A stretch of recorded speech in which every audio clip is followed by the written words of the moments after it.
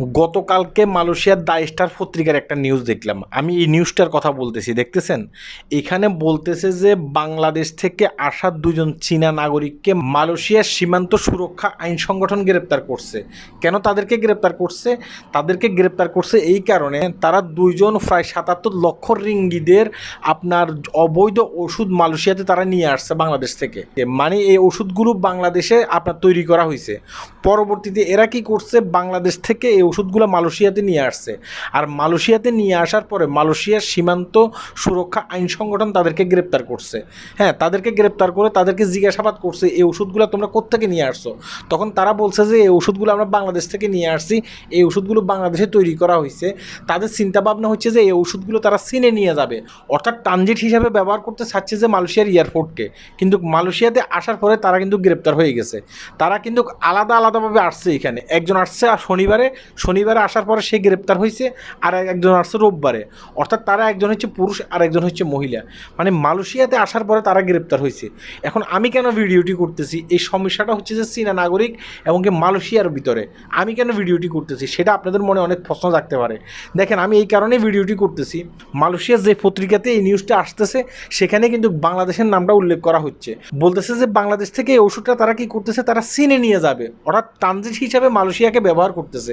ওই ওষুধটা বাংলাদেশেই কিন্তু তৈরি করা হয়েছে। এখন আপনার প্রশ্ন থাকে না, বাংলাদেশ এয়ারপোর্টে কাস্টম কর্মকর্তারা কি সেখানে বসে বসে আপনার গাঁজা খাচ্ছে, সেখানে বসে বসে তারা সুসু খাচ্ছে? তারা এটা দেখে নেই, তারা জানে না?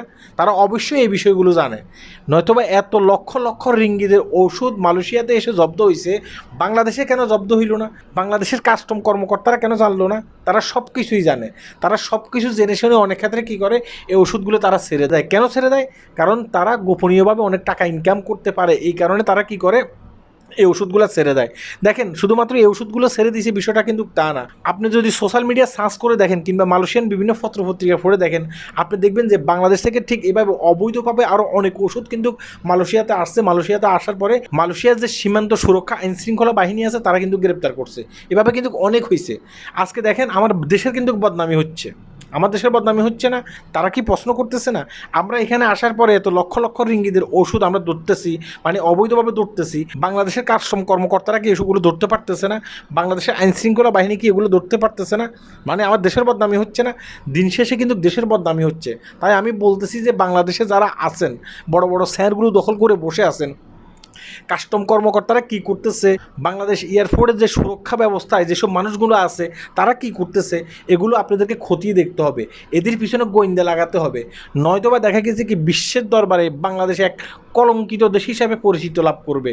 আমি বলে দিচ্ছি, কারণ ইতিমধ্যে বাংলাদেশের পরে কিন্তু অনেক কলঙ্কের দাগ লেগে গেছে শুধুমাত্র এইসব এয়ারপোর্টের অসাধু কর্মকর্তাদের জন্য। এটা অবশ্যই মাথায় রাখতে হবে। এই কারণে ভিডিওটি করতেছি।